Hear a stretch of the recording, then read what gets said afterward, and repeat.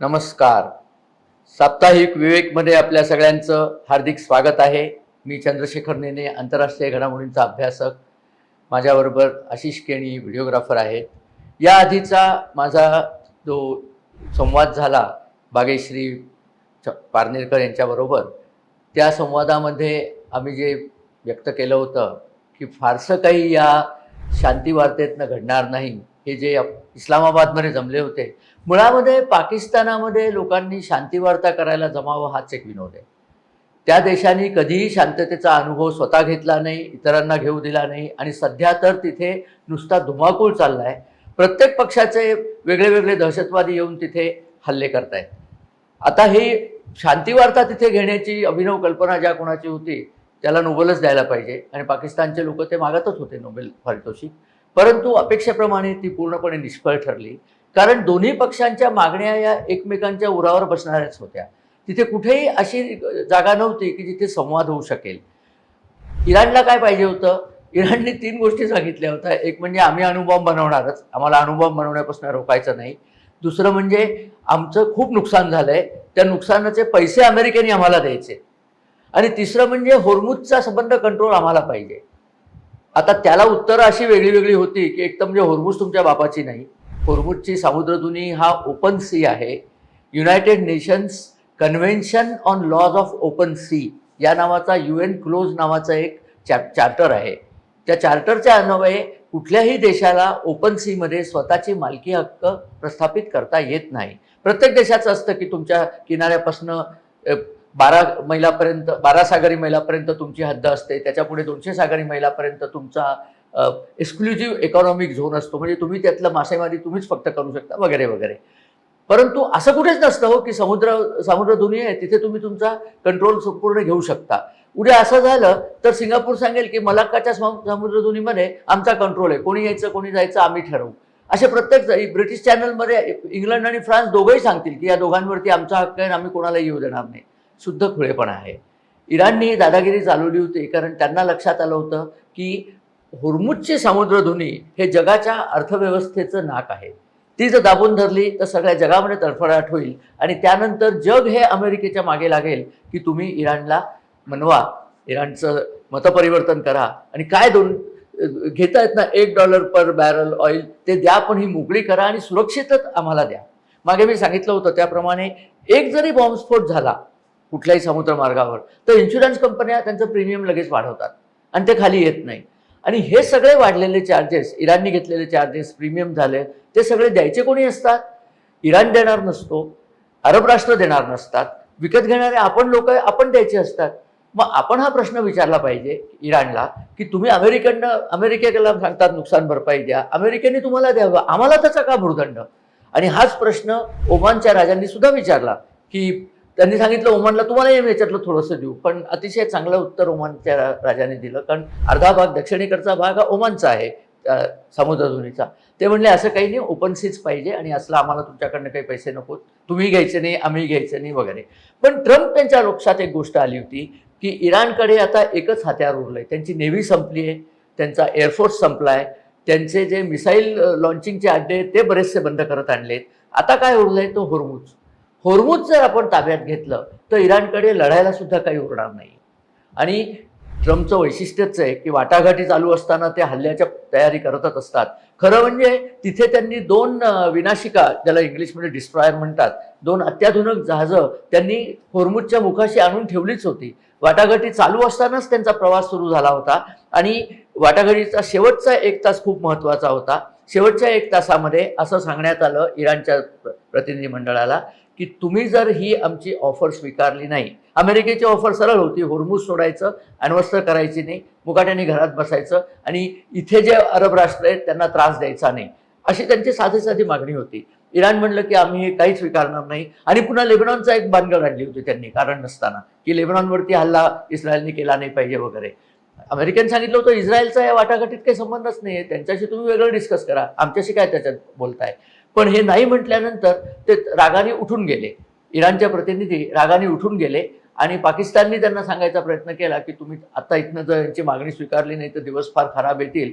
जसे इराणचे प्रतिनिधी निघून इराणला परतीला लागले तसं पाकिस्तानने आपलं सैन्य 15,000चं सैन्य आणि लढाऊ विमानं नेऊन सौदी अरेबियाच्या अब्दुल अजीज एअरबेसवर नेऊन ठेवली की आता गरज पडली तर आम्ही इराणशी लढू. पाकिस्तानचा सगळा वावदूकपणाच असतो. ती जुना JF-17 विमानं त्यांनी नेली आहेत, जी आपण त्यांना सिंदूरमध्ये आपण त्यातली 7 विमानं पाडली आहेत.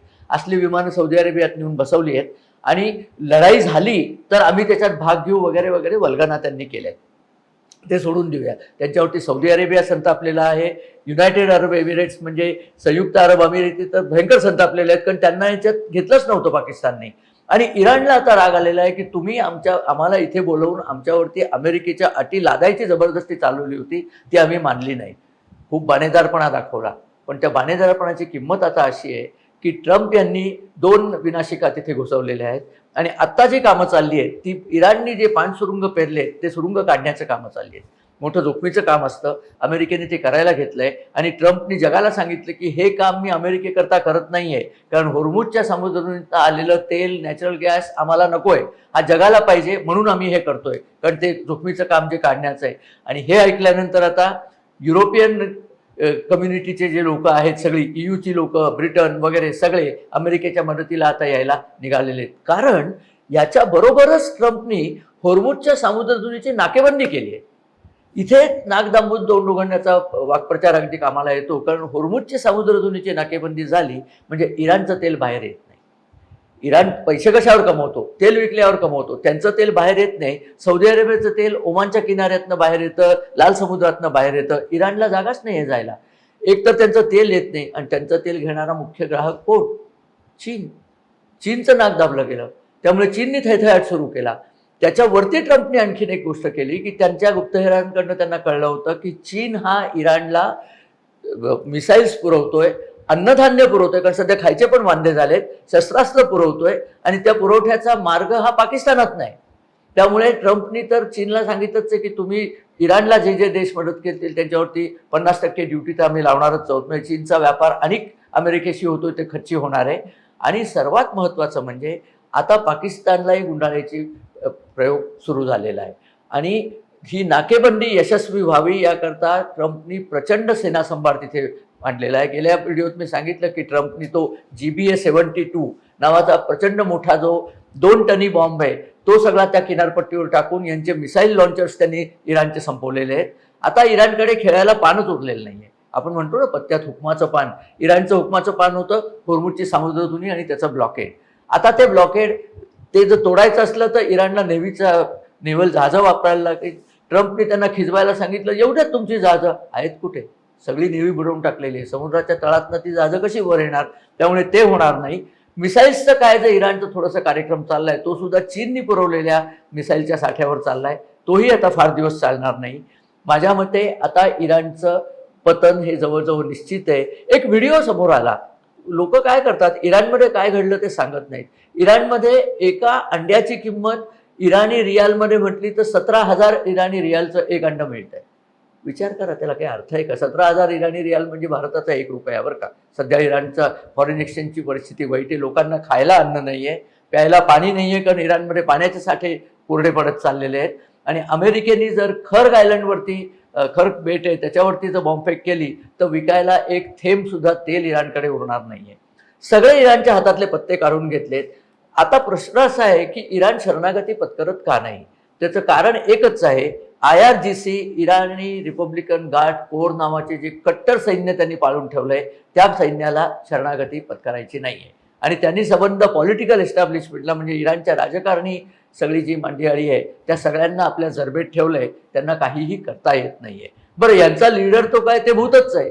मुस्तफा नावाचा जो मनुष्य आहे, ज्याच्या वडिलांचा पहिल्याच दिवशी खून झाला, वध झाला म्हणून आपण, खून बरोबर नाही शब्द, त्याच्यानंतर त्यांना सुप्रीम लीडर करण्यात आलं. त्यांच्यावर दुसऱ्या दिवशी बॉम्ब पडले. बॉम्ब पडल्यानंतर ते कोणीही पाहिलेलं नाहीये. मुस्तफा हुकूम देतो म्हणजे नुसता कागद येतो, मुस्तफा स्वतः दिसलेला नाहीये. कारण असं म्हणतात की त्याचं तोंड भेसूर झालेलं आहे, त्याचा पाय एक कापला गेलेला आहे आणि परिस्थिती वाईट आहे, तो बहुतेक मरूनच गेलेले असतील. परंतु ते सांगत नाहीयेत, कारण मेला की मग नवीन सुप्रीम लीडर येईल, मग तोही मरेल, त्यापेक्षा न सांगता हेच भूत चालू ठेवावं अशी परिस्थिती इराण करते. परंतु इतकी प्रचंड महागाई ज्या देशात आहे त्या देशातली लोक आता भयंकर करवारलेली आहेत. हे धर्म बनवणारे लोकांचं काही होत नाही हे नक्की झालंय. इस्रायलने काल घोषणा केली आहे की आम्ही इराण विरुद्ध लढाई पुन्हा सुरू करतोय, म्हणजे ते येऊन बॉम्बेक करून जातील. इराणमध्ये ज्याला एअर डिफेन्स म्हणतात, विमानं आली तर त्यांना प्रतिरोध करायचं जे सामर्थ्य होतं ते सगळं खच्ची केलंय. ते चीन नवीन नवीन सामर्थ्य त्यांना पाठवतोय, त्यांनाही स्वतःच्या एअर डिफेन्सची चाचणी घ्यायची आहे. पण अमेरिकेने चीनलाही सज्जड दम भरलाय आणि चीन त्यामुळे तैवानवरतीही काहीतरी गडबड करेल अशी जी आशंका होती ती सुद्धा बहुतेक होणार नाही. कारण अमेरिका आता भयंकर ज्याला म्हणतात ना राग भरलेल्या अवस्थेमध्ये आहे. इराणचं काही याच्या पुढे चालू येतील असं दिसत नाही.